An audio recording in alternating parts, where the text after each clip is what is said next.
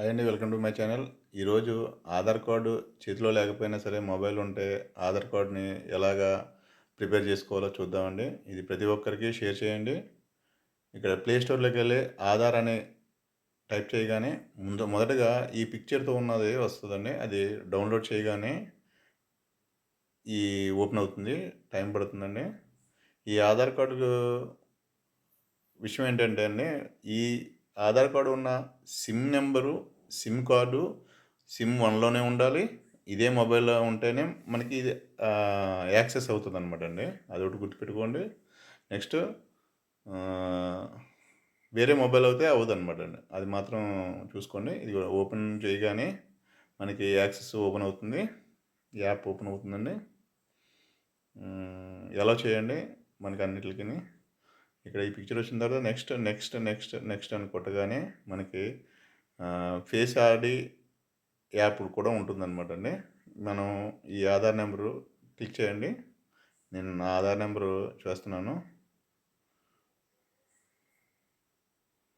Aadhaar number చేయగానే మనకి నాది ఎప్పుడైనా సరే Aadhaar number, Aadhaar card lock చేసుకోండి. లాక్ చేసుకుంటేనే ఇదిగోండి సిమ్ 1 అని ఉంటుంది. యాక్సెస్ ఇవ్వండి. దానికి అదే ఓటీపీని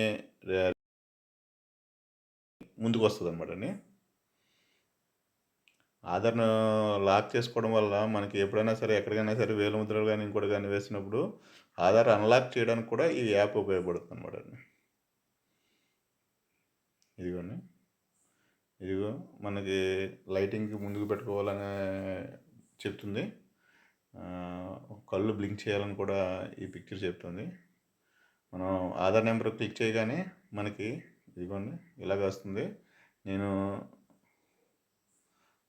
ఆధార్ లాక్ చేసుకున్నాను అనమాట అండి. ఫేసును నెక్స్ట్ థంబ్ కూడాను. ఈ టెంపరరీ అన్లాక్ అని చెప్పేసి ఓకే అన్న తర్వాత మళ్ళీ టెంపరరీగా అన్లాక్ అవుతుంది. ఎప్పుడైనా సరే టెంపరరీ అన్లాక్ అని పెట్టుకోండి. మనకి ఎప్పుడైనా సరే ఏదైనా జరిగినప్పుడు ఇది ఇబ్బంది ఉండదన్నమాట. ఇదిగోండి, ఇదిగో నాది ఆధార్ కార్డు యాక్సెస్ అయింది అనమాట అండి. ఇక్కడ ఒక పిన్ నెంబర్ జనరేట్ చేసుకోవచ్చండి. 6 డిజిట్ పిన్ నెంబరు మీకు అలవాటు ఉన్నది. 6 డిజిట్ పిన్ నెంబర్ ఎంటర్ చేసుకోండి.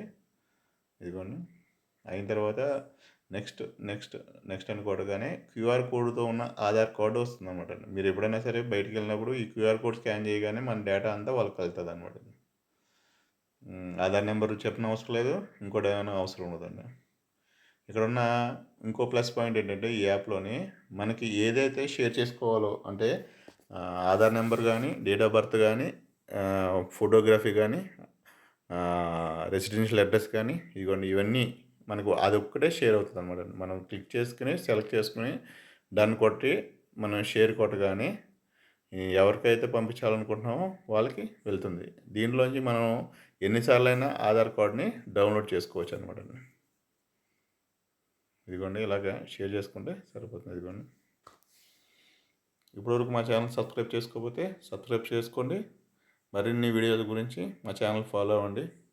Please subscribe, please support my channel.